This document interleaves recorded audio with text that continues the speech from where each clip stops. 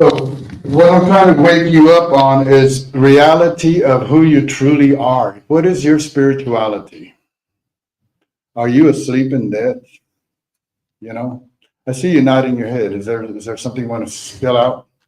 I think it's a private conversation. All right, thank you. Yeah, we don't have to agree. I heard you talking about the devil out there, and I was disagreeing with you. To some Where the extent. word originated from? Yeah, it means rebel. But anyway, that's a private conversation. Anyway, the bottom line on the waking up and smelling the coffee is, people. Why do people drink coffee? Because they're tired, they're sleepy, they're still groggy, right? This is gonna wake me up and make me go through the day, right? That's why I do it. It's good for your heart. It's good for your heart. Okay, I like that one. But we drink it to be functional in some cases. And when we're being functional, we're being successful. We're being productive. That's why that song we sing here has the word success in there. What we want to acquire in our spiritual practices is to focus on the present moment. And like the song that he sang about nature, we have a bustle and hustle type of life, and we forget about the simple things in life, like the flower in your garden that smells so pretty, or the squirrel running around that tree. If you just look at it, I know me and Bob look at the squirrels a lot here at the church, and we wonder, look how happy they are, look how free they are. They don't have to worry about paying the bills. The groundhog, he makes a mess at our yard. And I don't want to call it mess because that's his home. He was here before we were. See, if we focus on those beautiful natural things, guess where your spiritual vantage point is now? Spirit. You're now in the vantage point of spirit. And the problem with the world today is they're so focused on this outer part of their eyes, whether it's religion or politics or even money. The three big things in this human experience are those I just named: money, government, and religion. That's what controls the masses to this day. We want to focus on the inner part of ours, our feelings, our emotions. You can go crazy. You can go mentally ill in being out there in the outer world. That's when people start having mental issues. You've heard me say this up here. I think the whole human race has some mental problems. We need some healing.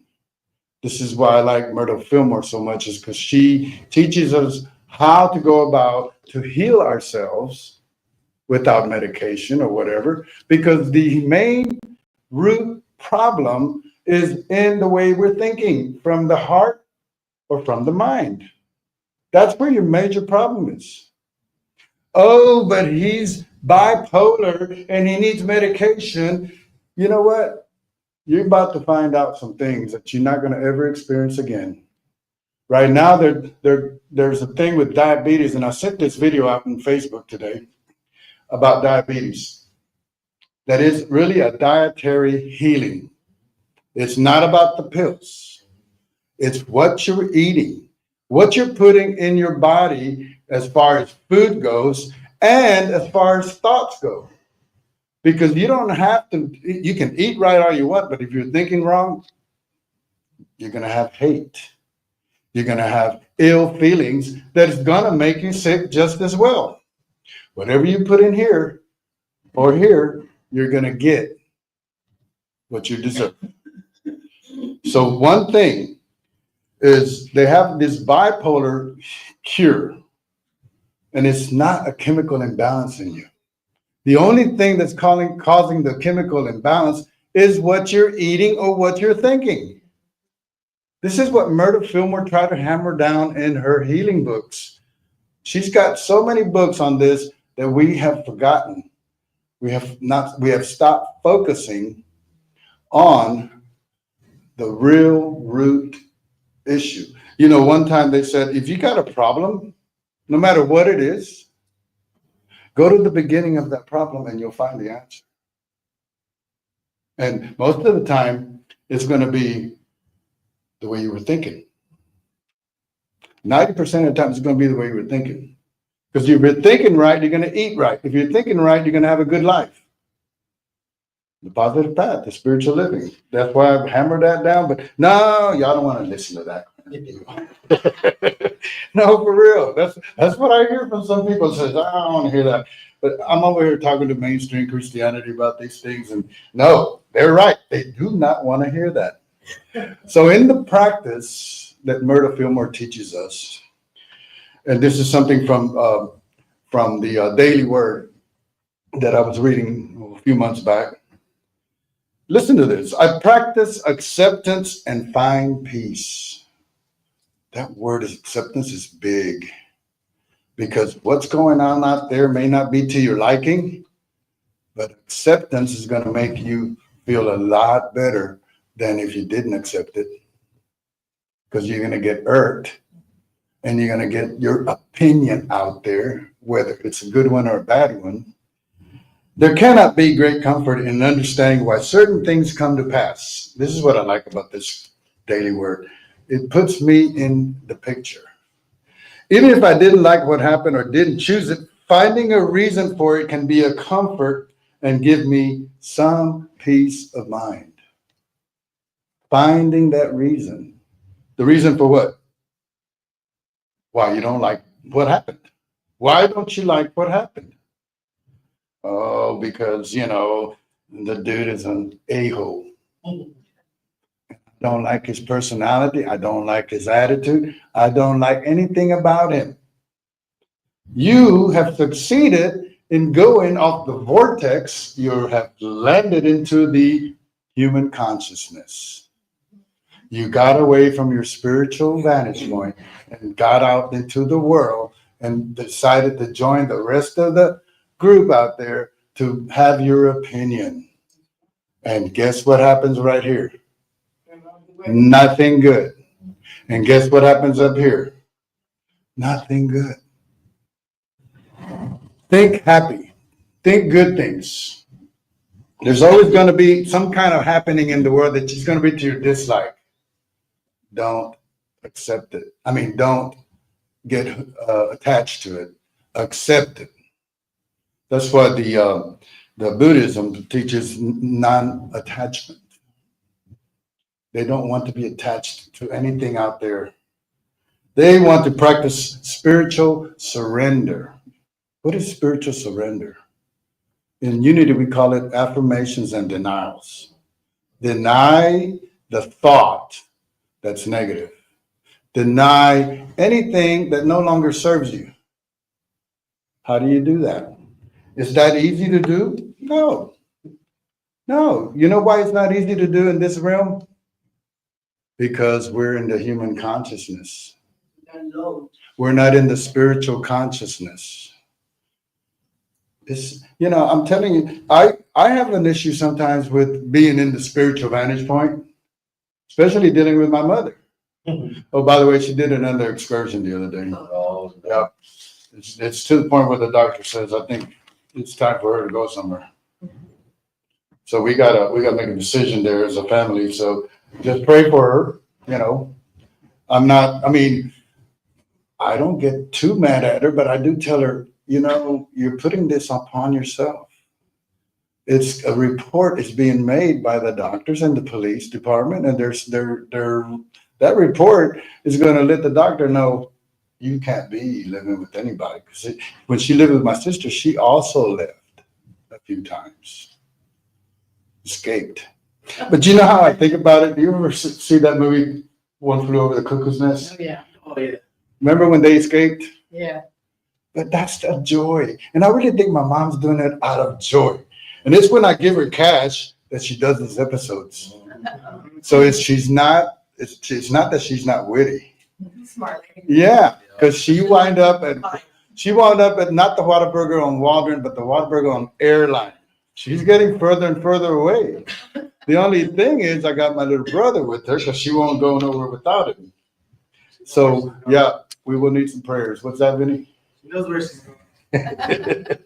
Yeah, Vinny's helping me take care of her, and I'll tell you one thing, he's doing a great job. Don't listen to her. She will tell you differently, but that's the way mama is. Problem. Exactly. So focus on what you are creating right here and right here at every given moment. This thing is just messing up all over the place. Well, let's make it right. Who's over there? On our second. There you go. No matter where I put it, it's, Stop moving your arms. oh, And that's why it's doing it. oh, my mom must be Italian. Well, Look, leave the past behind you. You can't do nothing about it. Okay? Yeah, I'm looking at my watch too.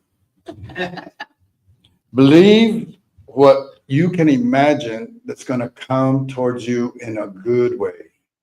What goodness can you create in your mind, or remember the goodness that experiences that you had in the past instead of the negative ones? Remember the positive ones.